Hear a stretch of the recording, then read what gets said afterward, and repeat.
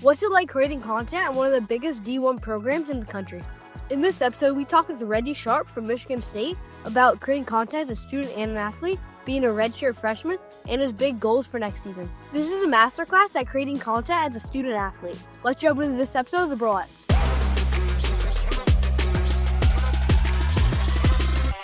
This week's episode is presented by RT Shades. There's a sunglass brand I started with my dad to help athletes block out distractions. And right now you can get 2 pairs for $49 at rtshades.com. Thanks for supporting this podcast. Now head to rtshades.com. We read you had a game-winning hit in the Little League World Series. What was that moment like? Well, that's really taking me back. Let's see if I can remember. I remember feeling just pure excitement, being a little kid in front of a huge crowd for the first time. And, just hearing the roar of the crowd and everything, it was just crazy, and to win for my team, it was a great feeling. It's always the best feeling. You always dream about getting hitting a walk-off in the 7th inning or the 9th inning, winning for your team. And I got to do it. So it was amazing. It was great. Was that up at Williamsport or was that in like regionals? Like where were you guys after that? Yeah, so it was in Williamsport, actually. It was at the Little League World Series, and I believe it was against Wisconsin. I believe it was against Wisconsin. And yeah, it was Little League World Series, Great Lakes. That's so cool, man. I love it. He's 12 right now. So they do Babe Ruth instead of Little League. And so they've been to the World Series. This will be their 4th straight year making it all the way. So they won it last year for the 11s, and now they'll be back for the 12s. So we know all about those summers, and obviously Lake Mary won the Little League World Series last year, which is literally down the street from us. So yeah, man, it's a crazy summer, for playing in those all-star tournaments. So if that took you back, I'm going to take you way back. Again, can't believe everything you read on the internet, but apparently, dude, you come from an athletic family, right? So great grandpa, 2 gold medals, 1964 Olympics. What do you know about him? What do you know about that time? And, how does it make you feel knowing you have such a powerful like sports lineage? Well, Henry Carr, my great grandfather, he won a gold medal 2 times in the Tokyo Olympics. And my father, when I was younger, he'd always, kind of tell us about it. And it just, it gives confidence just to know kind of that you come from lineage of, some athletics and that I belong. A big thing in this game is believing that you belong. And, like I said, it gives me a bit of confidence. So, yeah, it's amazing. My pops talks to me about it. I think it's one of the coolest things in the world, going to the Olympics, winning gold medals. So that's awesome. Is there any video footage of that? Like, have you ever seen it at all? Or is it just like, now it's just memories? I've seen some pictures, no videos, but, some pictures and that type of thing, but it's just memories for the most part now. I love that, man. I love the confidence of like knowing that you belong, right? And that's a big piece of playing at this level. And I know we're going to kind of talk about obviously being at Michigan State now and what that's like. So You just finished your freshman season at Michigan State. Talk us about your recruiting process that landed you there. Well, my recruiting process was a bit different. I was actually committed to the University of Michigan. I committed to them my freshman year, which is crazy. We're kind of we're rivals. We're rival schools, so the switch was a big switch. But yeah, so I committed to the University of Michigan and Coach Bakich my freshman year, and through that time, I gained a bit more publicity and that type of thing. And junior year, they got some new coaches. They got Coach Smith from ASU. And we couldn't quite figure things out with the grades and that type of thing. So I had to make the switch, and that's how I ended up with Coach Boss. And I'm grateful and very happy I ended up with Coach Boss. I think I ended up in the right spot in the long run. But yeah, that's kind of how I ended up at Michigan State. I decommitted, didn't really tell anyone. I kind of just decommitted and I didn't post anything. But I found out I was going to Michigan State, and then I let everyone know there it is. Man, you show up one day wearing the green and white, and everybody wearing blue and yellow is like, what's going on, man?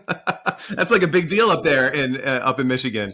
I still get asked to this day. Like, I'll see some people and they'll ask me, they'll say, wait, weren't you going to Michigan? Aren't you a Michigan guy? Blah, blah, blah. So yeah, I definitely get that. And it confuses people that are not from around there for sure, the Michigan and the Michigan State. So How was your first season? What are some of the biggest lessons you've learned? so my first season, I redshirted this year. So I got to learn a lot. I kind of sat back and just watched the older guys and was taught from the older guys. And um thankfully we had some really mature, what I like to call vets, and they took me under their wing and showed me, there's when you get older, what you'll learn, Colt, is there's a game within a game within a game. There's almost two games within the game, right? And you know, just learning and going through, learning how to take failure from the vets, and all sorts of things. I can't tell you enough. There's just so much I've learned. What is it like, almost more from a mental standpoint of like, I'm assuming like you were the traditional, like I saw a lot of like your PG highlights and you're playing tournaments and you're playing high school ball, you're playing a ton of games, to now redshirting and you're not really getting on the field, at least for game action. I mean, I'm sure you're still practicing, you're still working out, you're with the team, but like, what is that mental piece like where like you're probably playing games every day, right? In high school, and then you get to college and you don't get to go on the field. How do you, I mean, I guess it's some of the vets, some of the things you learn, but how do you stay motivated to keep pushing during that first season? Definitely. You know, something that you hear when you're younger is when you get to college, everybody was the guy from their town, right? Everybody was the guy from their little town. And what I found out my freshman year is that's the truth. And although that is the truth, like I said, you have to kind of believe you belong, and it is tough. The mental stuff is tough, but you just have to find ways. Like for me, my support system is great. I have the best dad in the world.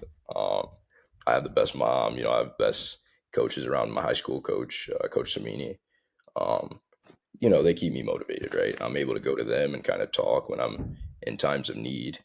Um, but then again, it's like I love baseball, so it was, I wouldn't say it's easy, but I really want this. So I knew that redshirting this year was going to be beneficial to myself, and so um, I kind of got into the mindset that okay, this is going to be a year to learn, sit back and learn, and you know, so that's kind of how I get through it. Now let's jump into your content, which is why we wanted to talk to you today. Why did you first start to create baseball content? I'm not quite sure. I think I've always kind of had some sort of presence on social media. I've always kind of wanted to create content, but it's tough to just get your feet wet. Like you're not sure what people will think. You're not sure what people will say. I go to a big school, so a lot of people are watching, that type of thing. So um, it was kind of a decision where one day, I redshirted this year and I had a little bit more time on my hands, and one day I said, why not? Why not get out there and post some video? And I've had a couple catch some traction, and I've started to enjoy it. It's peaceful going back and editing and that type of thing. So I like it now. Right now, you're playing summer ball and doing a lot of day in the life videos. Why did you decide on this format to start the summer?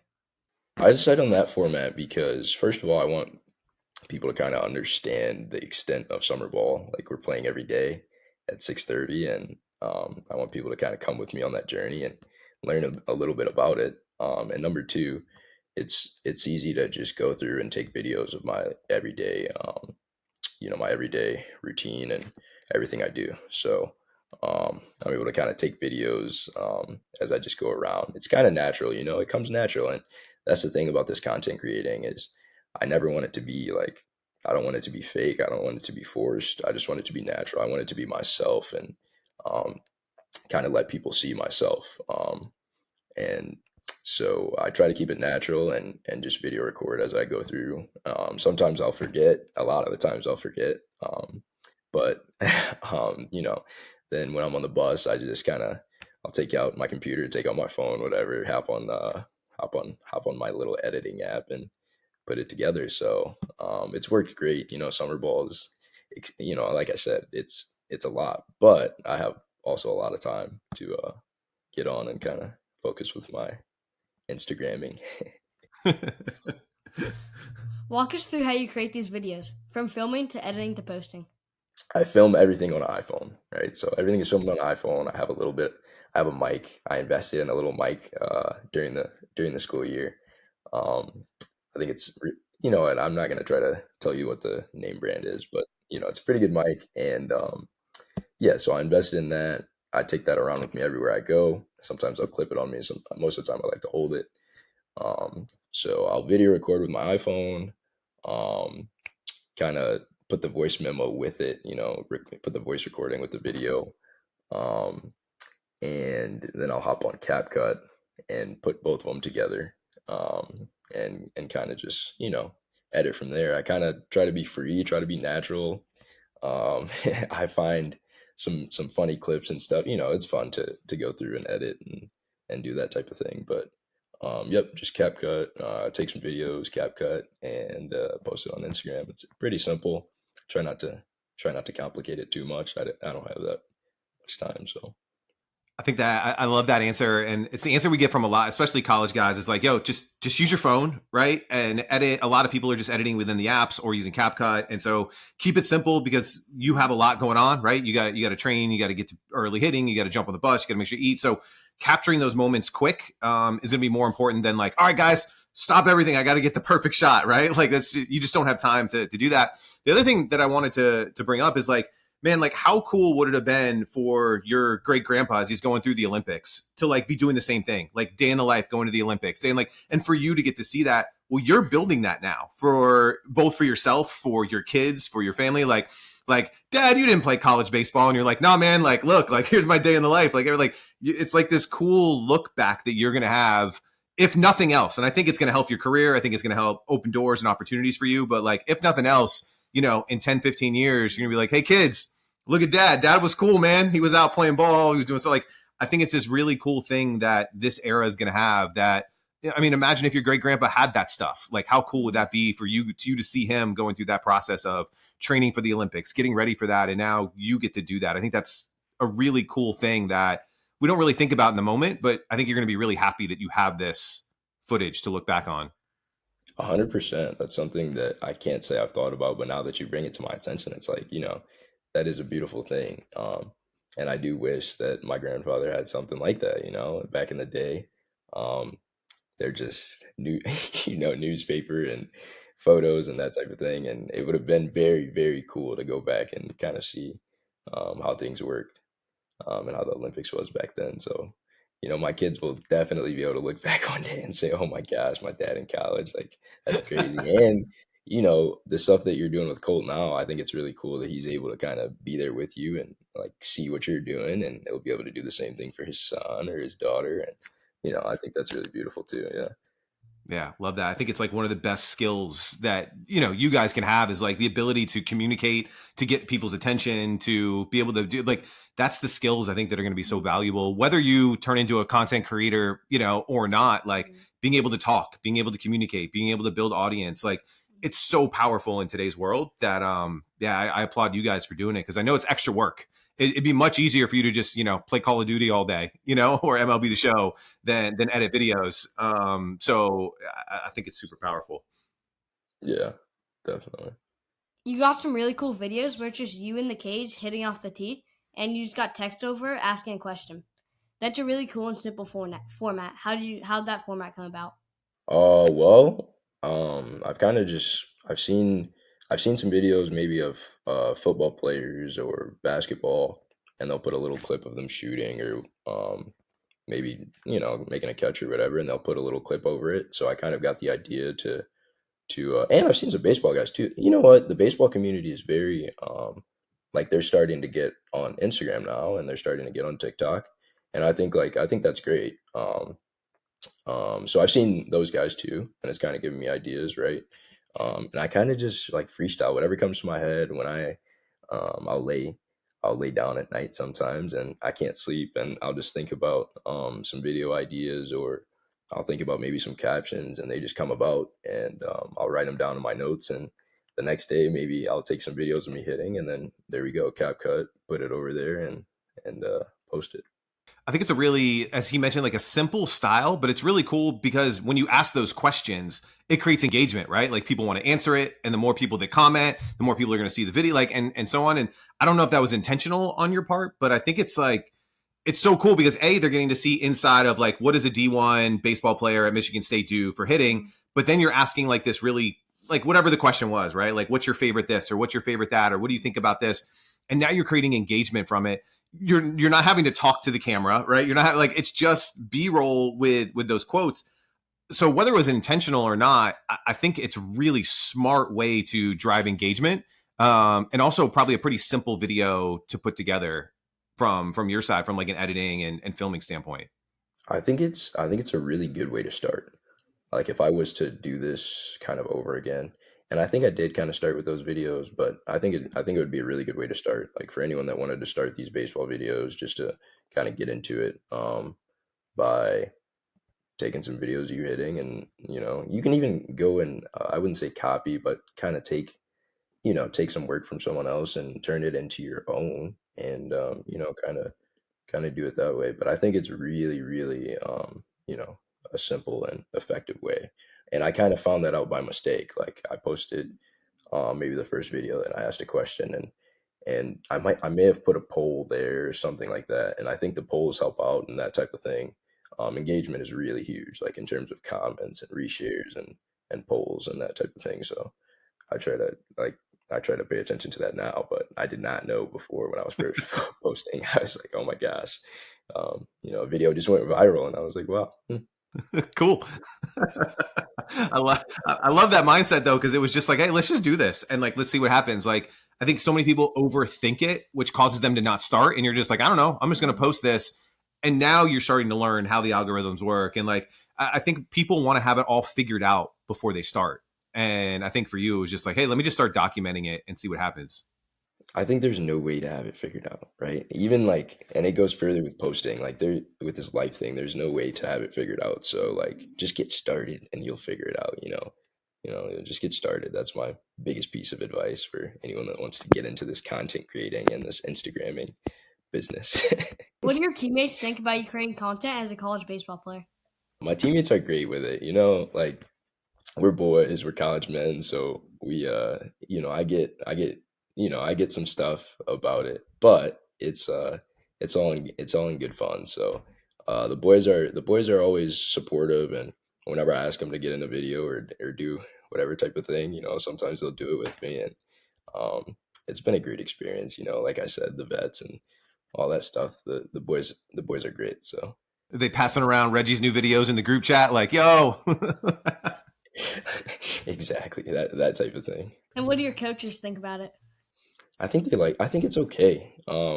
It's kind of this new world, this new age of baseball, and kind of just the new age is becoming very digital. So I think they're taking it in stride. So I think they're okay with it. Yeah, it's a whole new world for them. It leads really well kind of into the next question of just, obviously there's recruiting, there's NIL, there's, you just going out and doing brand deals. Like, what do you think you learned from, let's just call it like the past year, freshman year, about content, NIL, brand deals that you want to take into year two? Like, is this something that you want to double down on going into next year? Or does it need to take a step back because you're not going to be redshirting anymore? You're going to be fighting for playing time. And like, how do you think about, and maybe you're not even there yet. Maybe you're just like, dude, I'm just enjoying my summer one day at a time. But like, how are you thinking about going into year two with what you've learned in the past year? So I've definitely thought about the next year, and I think I'm just going to take it in stride. I'm the type of guy that does try to take it day by day, and I think it'll all work out. If I have to get, like I said, my support system is nice, so I have.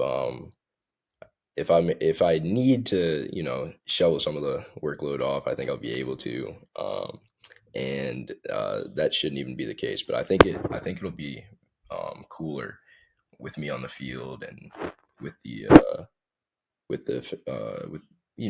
my audience able to see some more insights of kind of me playing and that type of thing. So I think it'll be actually better. I'm looking forward to it. That's something I'm looking forward to. Nice. We're looking forward to it too. You got a video with PG that's just under 1 million views. It's you in a fruit roll-up challenge. Don't you think it's crazy that those videos go viral instead of the ones that you put a ton of work into and more impactful? I think so. And I think that's a testament to what we were talking about earlier, right? Just posting, like just getting out there and posting and being natural. Like that's me. I hate to say it, but like, that's kind of me. I'm a goofy, like, that was one of my boys, Luke Ramirez, and they came over to me and asked, "Hey, you want to do this like fruit roll up challenge?" I think it was a big kind of trend on the internet back then, and that was me. So yeah, I think it is really funny that kind of just the natural videos and the what I would like to call like the stupid stuff goes viral. Like, the you don't have to. I won't say you don't have to put effort in, but you don't have to overthink this stuff. Don't overthink it. So we see from almost all the baseball guys, like, we have a ton of guys that'll teach like, 3 hitting drills that I'm doing, or like something motivational that'll really help a young player. And it sits at like 3,000 views or like 5,000 views. And then we interviewed a guy yesterday. He was a D3 ball player. And it was, he was rehearsing for a gender reveal. They were having a baby and he was going to hit something and it was going to explode. And they were just rehearsing it.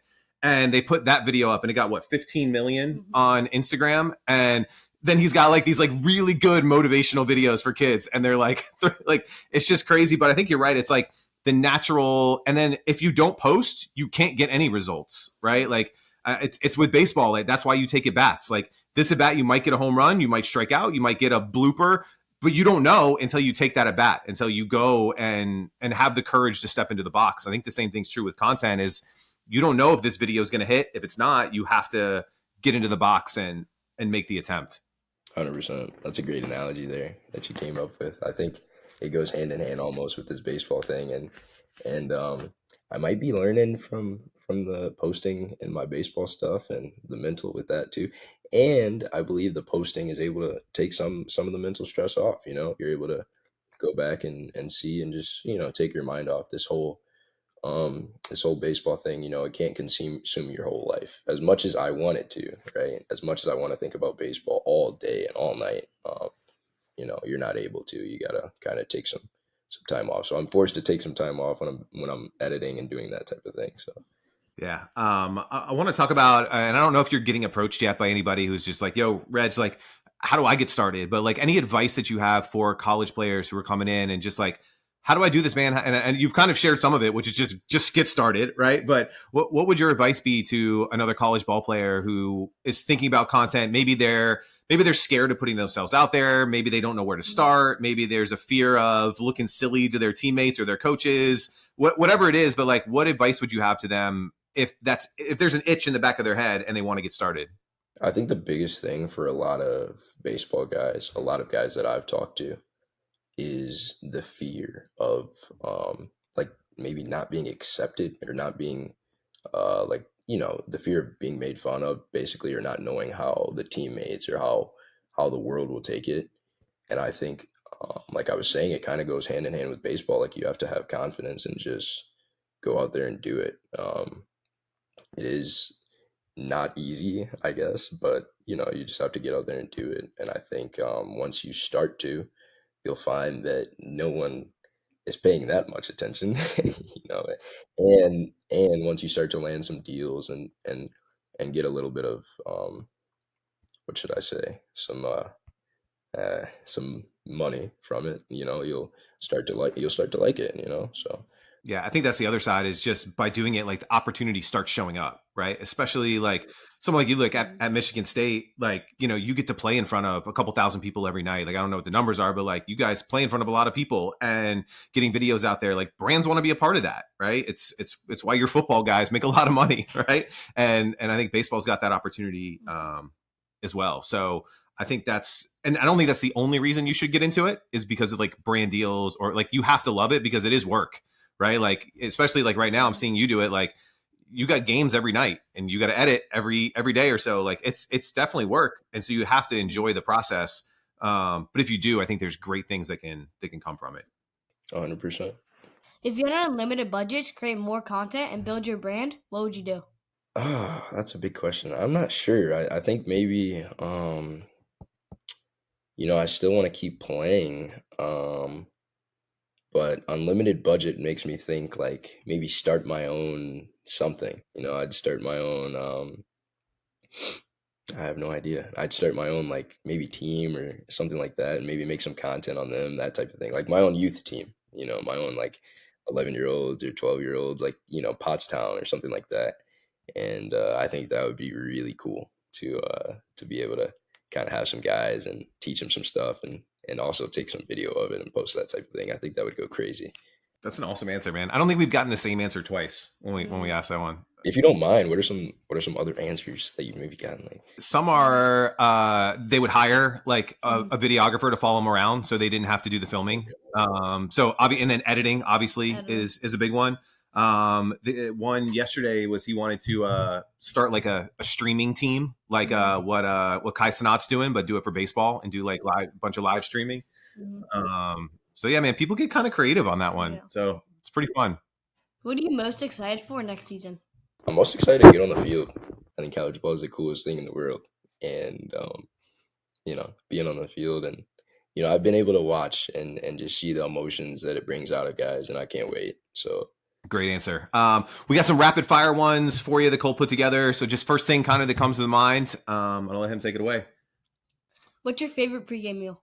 Pasta. What's your favorite walk-up song? All Eyes on Me, Tupac. Ooh, going old school. I like that. Good one.